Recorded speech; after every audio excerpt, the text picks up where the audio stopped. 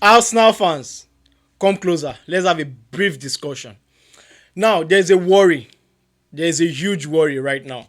Um, Before we go into this, if you're new to this page, please follow this page, like and share this video as well. Now, there are three worries or there are three things I want to bring to your notice. First of all, Manchester City are coming close. And first, we have to talk about the informed Manchester City, who has won 3 games on the bounce in all competition. That is the first sign of a worry. The second sign is they are coming closer in terms of the gap. The gap is bridging.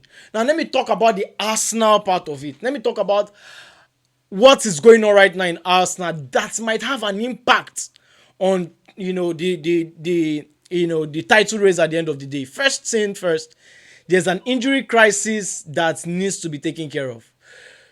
Merino is injured and he will be out for a long time.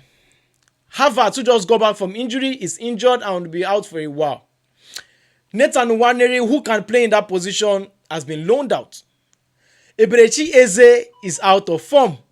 That is a huge worry at this point. Now, apart from Eberechi Eze, who is out of form, Bukayo Saka also is literally out of form as well. So, how do you bring all of this together and compete towards the most important part, of the season, which is this next 12 games to the end of the season?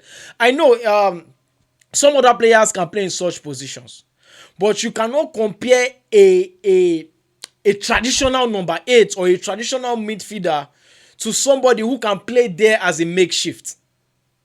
Right? So I think, yes, you can have other players who can play in that position, but what of those players that are really bought for those positions? It's a good thing the likes of Victor Gyökeres have started scoring again.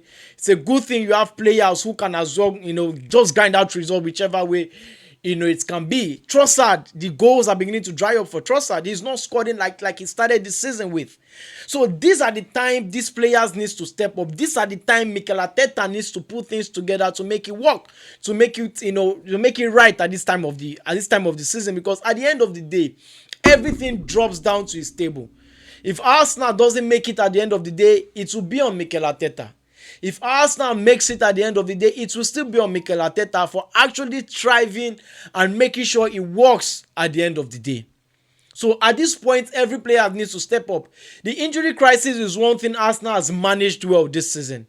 But can they do it in the remaining 12 weeks? That is the most important thing. Now my question is, for Mikel Arteta, or would I say the injuries, the out of form players, and Mikel Arteta, who would have the most impact on either Arsenal winning the league or Arsenal losing the league?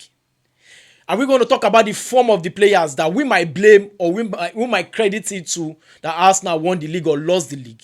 Or are we to blame or give credit to Mikel Arteta at the end of the day that Arsenal won the league or lost the league? Or are we to blame injuries at the end of the day that Arsenal won the league or lost the league?